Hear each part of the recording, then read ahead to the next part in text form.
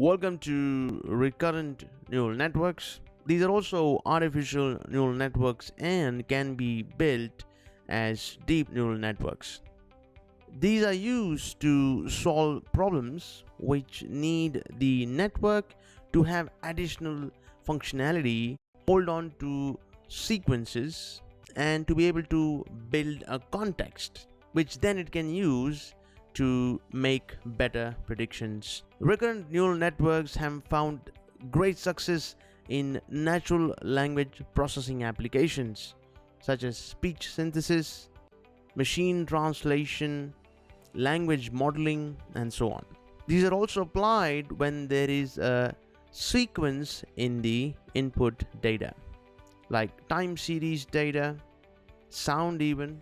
Recurrent neural networks are also used along with reinforcement learning to take on some very difficult challenges. One recent example is with AlphaGo, which beat the world champion Go player. It's also used by DeepMind to play video games. RNN is also used in other applications like robotics, chatbots, image captioning, financial predictions, and more. Recurrent neural networks are similar to feed-forward neural networks in some ways, and also they are different in some ways. Let's look at some of the significant differences.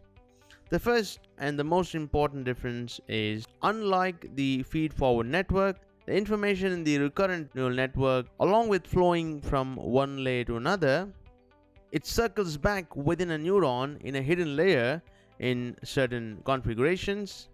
And this can have a cascading effect when you have multiple hidden layers or a deep recurrent neural network. This feature also allows the recurrent neural network to hold on to the information about the sequence of the input data and to build context on that information. The second difference is about the input. The input is fed in mini batch sizes, and this mini batch fed in a sequence to the network. So for example, the mini batch size could be a sentence, and the sentence can be broken down into words, and the words will be fed in the same sequence as in the sentence to the network.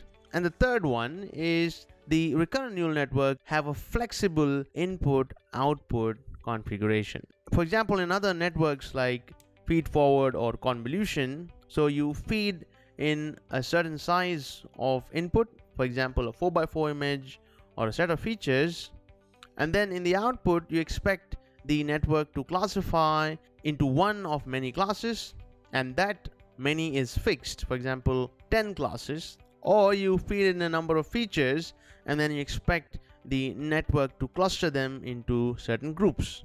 In RNN, this could be as many to one, one to many, and many to many. For example, you could feed in an image and expect the network to write a caption for us. You can feed something in English, which is many, and you can expect the network to spit out in another language, which is also many. You can feed in a sentence or perhaps a paragraph and expect the network to perform sentiment analysis on the same. So that will be many to one. So this is quite flexible. So much for the information. I think you have some idea about the network. Now let's go take a look at the architecture.